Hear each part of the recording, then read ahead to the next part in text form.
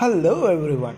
After a introduction on our new concept water treatment in our previous video, we are going to look deep into our process of water treatment in this video. Like Lauren Aisley said, if there is magic on this planet, it is in water. Let's get into our video. As I said in my previous video, there are two types of water treatment and wastewater treatment. Water treatment consists of pre-aeration, sedimentation, which contains filtration, disinfection, and sludge management, whereas wastewater treatment contains preliminary treatment, primary treatment, secondary treatment, tertiary treatment, and sludge management system. We are going to see water treatment in this video.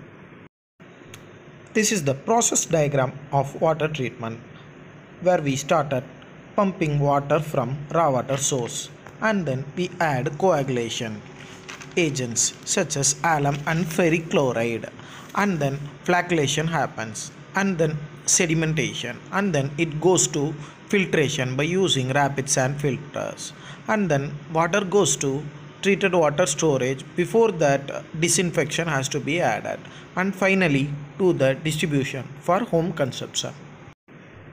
Next, about wastewater treatment. Here in wastewater treatment, we have to collect wastewater from various streams, and then it has to be screened through bar screen, and then it has to be passed through grit chamber where the grease traps, and then to primary clarifier where the primary sludge has to be settled to sludge holding tank, and the stupendous water goes to the aerator basin where we have giving blow aeration by using air blower. The stupendous water goes to nutrient removal tank where the sludge settles to secondary clarifier, and then stupendous water, and then secondary clarifier, finally it going to disinfection. Secondary clarifier sludge goes to sludge holding tank where the sludge treatment process is going to happen. Let's look deep into water treatment.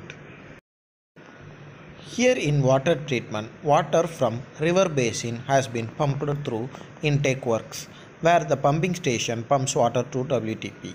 First it reaches through cascade aerator, and then partial flume to reduce the velocity, and then coagulation mixture into flash measure tank, and then it goes to clariflacculator where coagulation and flocculation happens, and then finally the settled water goes to sludge, and then stupendous water goes to rapid sand filter where filtration happens.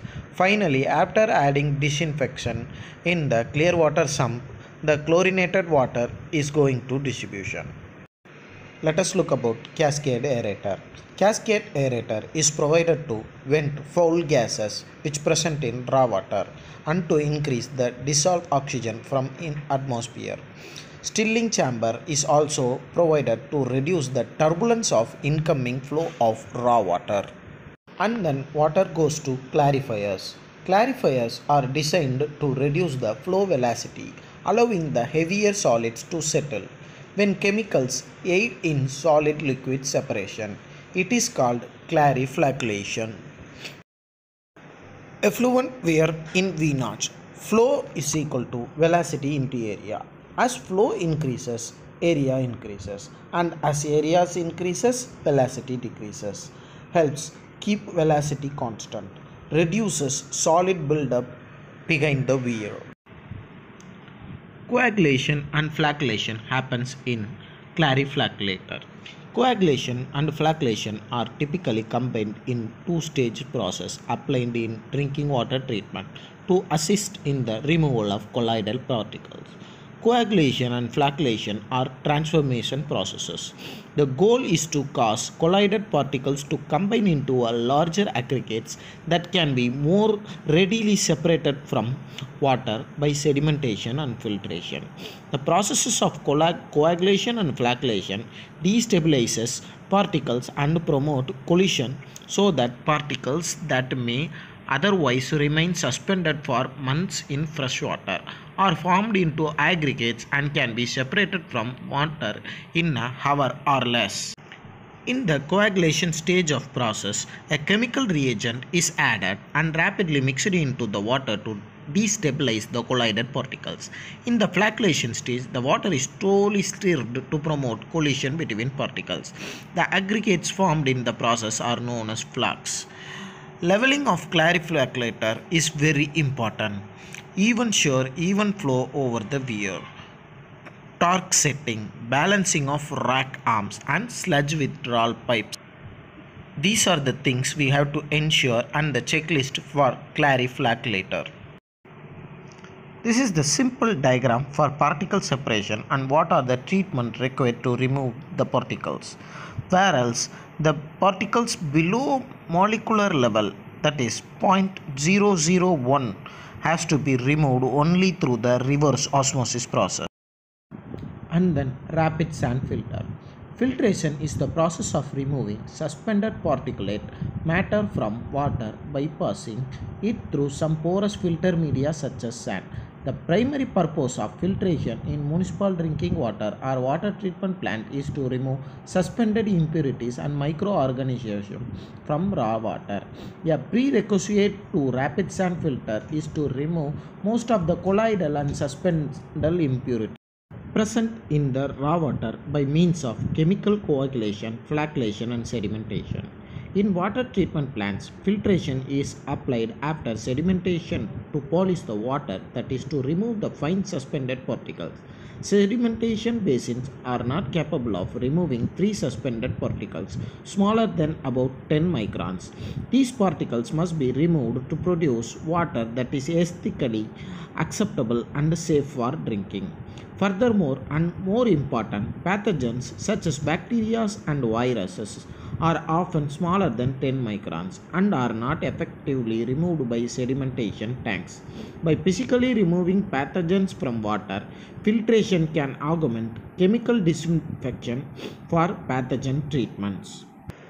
Here, the cross-section diagram of rapid sand filter has been given. The important factors to be considered in filter. Filter runs depends on quality of feed water. Filter runs may range between less than a day to several days. Objective of backwash is to remove accumulated particles on the surface and within the filter medium. Backwash is performed using wash water or air scoring. During the backwash, the sand bed expands. Bed expansion is allowed between 20 to 50%. Backwash flow is between 10.2 to 13.6 liters square centimeter. Backwash continues till the wastewater or wash water is relatively clear. The checklist for rapid gravity sand filter. Selection of media, air distribution, backwash distribution and the integrity of civil structure. These are the very important components for selecting the rapid sand filter. And finally, disinfection. Common methods of disinfection are chlorination and through ultraviolet rays. Disinfection with chlorine. The active agent in chlorination is the chlorine in hypochlorous acid. It is supplied to water through one of the three means. The least expensive method used in many large systems involves the application of pure chlorine gas from compressed gas cylinders. There are significant safety concerns associated with this approach, as chlorine gas is highly toxic and must be managed with care. An alternative approach, somewhat more expensive but much safer, involves the use of bleaching powder, sodium hypochlorite, which is added to water as liquid. Chlorination of drinking water is accomplished by adding the chemical to the water and holding it for a minimum time period to allow contact between the oxidant and the microorganism. Typically, disinfection systems are designed so that the product of the contact time and the residual concentration exceeds as prescribed. Let us see how chlorine works. Chlorine takes time to act. This is known as the contact time. Minimum contact time must be always be 30 minutes. After this, if enough chlorine has been added, all the pathogens in the water will be dead. Okay guys, then it is okay for distribution. Okay guys, let us come to the conclusion of video. Don't forget to subscribe and press the bell icon. Thank you and be ready for the future videos. Thank you guys.